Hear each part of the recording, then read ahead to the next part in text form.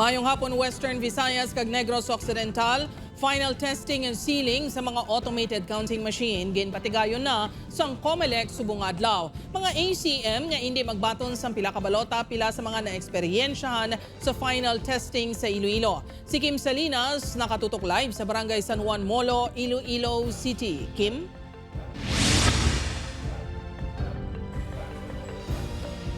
Jert, hindi naging perpekto ang paghiwat sang FTS sa mga ACM subong adlaw apang gilayon naman ginaksyonan sang COMELEC ang mga nakita nga problema. Agod mapasiguro nga handa na ang mga automated counting machine nga gamiton sa palabuton nga eleksyon sa Mayo 12.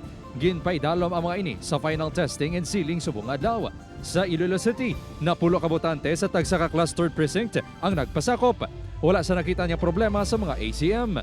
Tinutuyo gidiri nga ito test ang machine no kung insakto nagagana no or gina-reject niya bala ang baluta, ginabaton niya no o kung nagamalfunction. Ang ginakawig pinakadako nga voting center sa syudad ng Baluarte Elementary School handa naman.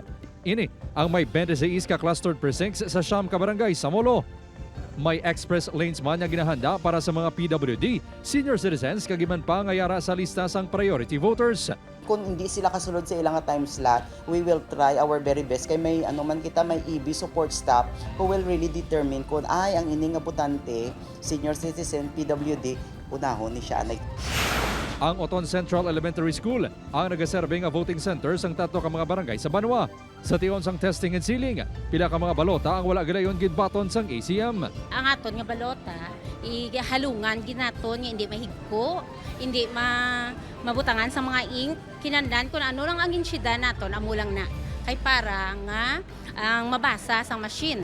Suno sa COMELEC Iloilo, normal lang ang ini nga hitabo. May mga tawag diri sa aton opisina, mga minor concerns, but immediately ang aton nga mga election officers sa mga kabanwahanan no kabalo na sila sa mga actions no to take.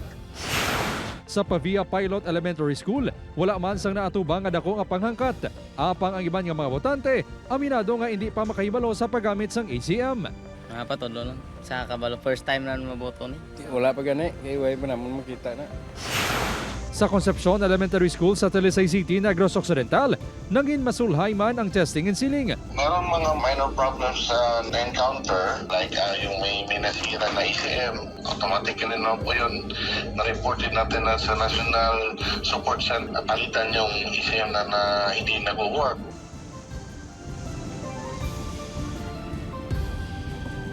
Jert, antes ginsilyuhan sang COMELEC ang mga ACM gin-reset sa zero ang number of votes agod hindi madala ang mga boto nga gin-cast sa mga nagpakigbahin kaina sa ginatawag nga mock elections.